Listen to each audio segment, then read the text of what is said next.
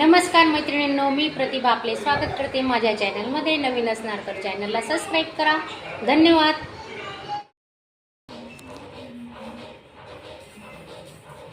खूप छान मुखवास झालेला आहे आपला.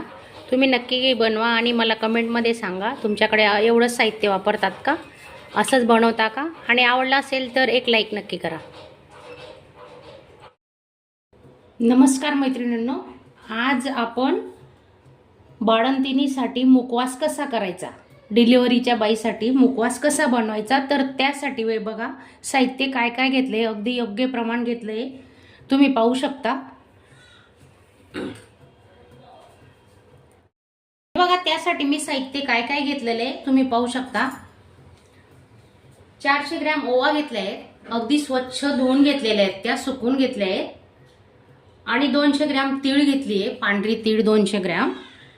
शोपा खास डिलिव्हरीच्या बाईसाठी या शोपा नक्की टाकतात मुखवासमध्ये. तर या शोपा आहेत 100 ग्रॅम.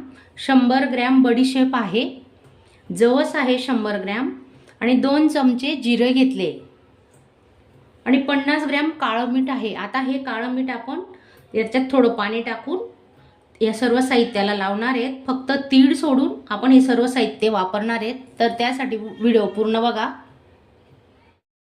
हे बघा, हे ओवा घेतोय आपण, 400 ग्रॅम ओवा घेतले आहेत, अगदी योग्य प्रमाण होणार आहे. आणि सर्व मिक्स करून हे एक जवळजवळ मुखवास 1 किलो होणार आहे आपलं.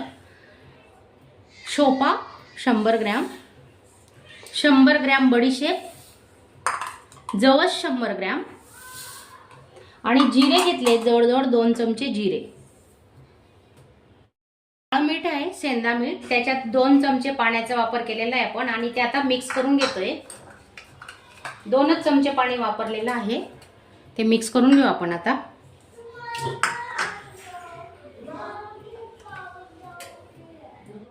मुखवासचे एवढे फायदे असतात. पचनक्रिया चांगली होते, बाळाला गॅसेस होत नाही. हा मुखवास आता आपण हे पाणी मिक्स करून घेतले.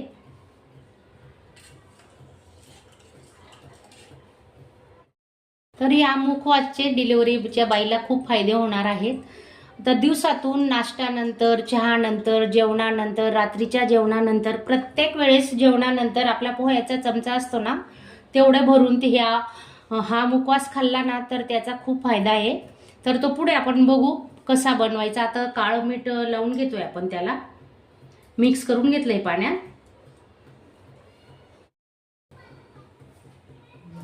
50 ग्रॅम सेंधा मीठ घेतले, त्याच्यात अर्धी वाटी पाणी वापरले आपण. आता हे सर्व मिक्स करून घेणार आहे त्याच्यात, पाहू शकता तुम्ही. हे बघा,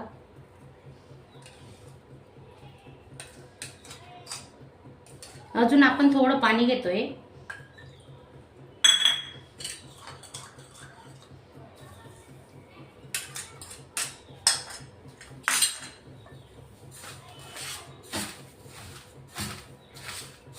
पूर्ण या ओवा शोपांना हे पाणी, मिठाचं पाणी लागलं पाहिजे. हातानेच आपण आता चोळून घेणार आहे, पाहू शकता तुम्ही. तर आमच्याकडे असे बनवतात ह्या ओवा शोपा. मला ते वायडिंगा मिळाले नाही, मिरे सारखे असतात त्या, छोट्या छोट्या वायडिंगा म्हणतात त्याला. तर आमच्या गावाकडे मिळतात त्या, मला इथे काही मिळाल्या नाहीत आता. तर एखादी वस्तू कमी जास्त इकडे तिकडे होऊ शकते, पण मुखवास डिलिव्हरीच्या बाईसाठी असाच बनवतात आमच्याकडे. तर तुम्ही नक्की बनवा.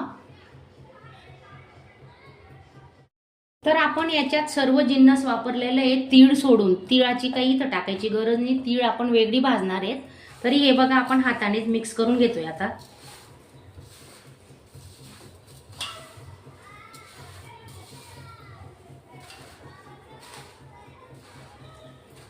चांगलं पूर्ण दोन्ही हातांनी चोडून मिक्स करणार आहे मी आता. तुम्ही पाहू शकता. हे बघा, हे बघा, असं चोडायचं आहे बघा. म्हणजे आपला जो काळं मीठ, सेंधा जे मीठ आहे ते पूर्ण याला लागलं पाहिजे.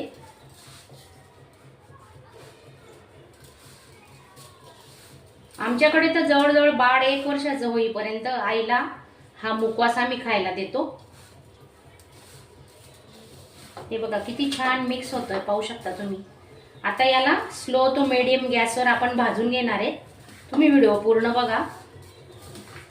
आणि तुम्ही नवीन असणार तर चॅनलला नक्की सबस्क्राईब करायला मात्र विसरू नका आणि एक लाईक करा.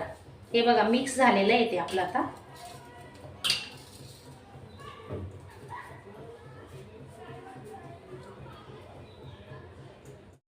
पाच मिनिटासाठी झाकून ठेवणार आहेत आपण. छान मस्त मुरतील ते ओवा शोपा.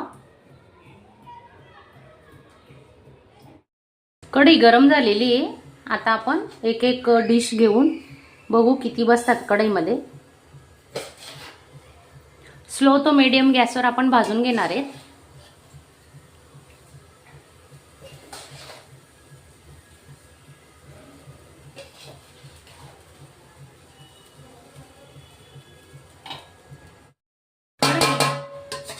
कढई मोठी घेतली आहे, सर्व आपण टाकून घेतोय त्याच्यात. आता स्लो टू मीडियम गॅसवरच आपण भाजतोय ते आता. आणि कंटिन्यू हलवत राहायचं म्हणजे खाली चिपकायला वगैरे नको, करपायला नको म्हणून. एवढ्या ओवा भाजायला आपल्याला 10 मिनिटं तरी लागणार आहेत. हे बघा पाहू शकता तुम्ही, जवळजवळ 10 मिनिटं भाजत आलेले आहेत. आता 10 मिनिटं झाले आणि गॅस बंद केलेला आहे. छान कुरकुरीत होणार आहेत त्या आणि थंड झाल्यानंतरच त्या कुरकुरीत होतात. आता सध्या गरम आहे. भाजून झालेल्या ओवा आता आपण परातीत काढून घेणार आहे.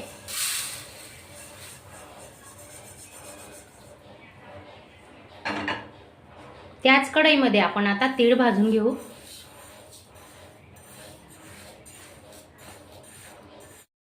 $200 ग्रॅम तीळ घेतलेली आपण. तीही आता चांगला लाल रंग येईपर्यंत भाजून घेणार आहे.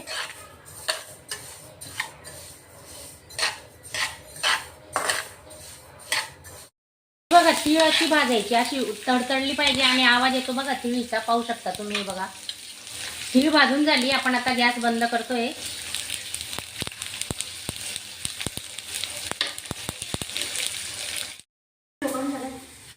भाजून झाली, आपण आता ओतून घेतो याच्यात.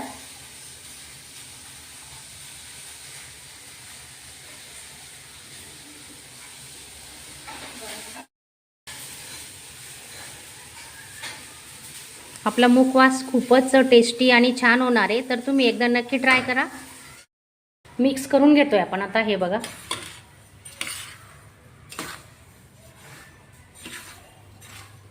आणि गार झाल्यानंतर हवा बंद बरणी असेल, हवा बंद डबा असेल ना, त्याच्यात भरायचा म्हणजे कडकच्या कडकच राहणार मुखवास आपला, कुरकुरीतच राहणार.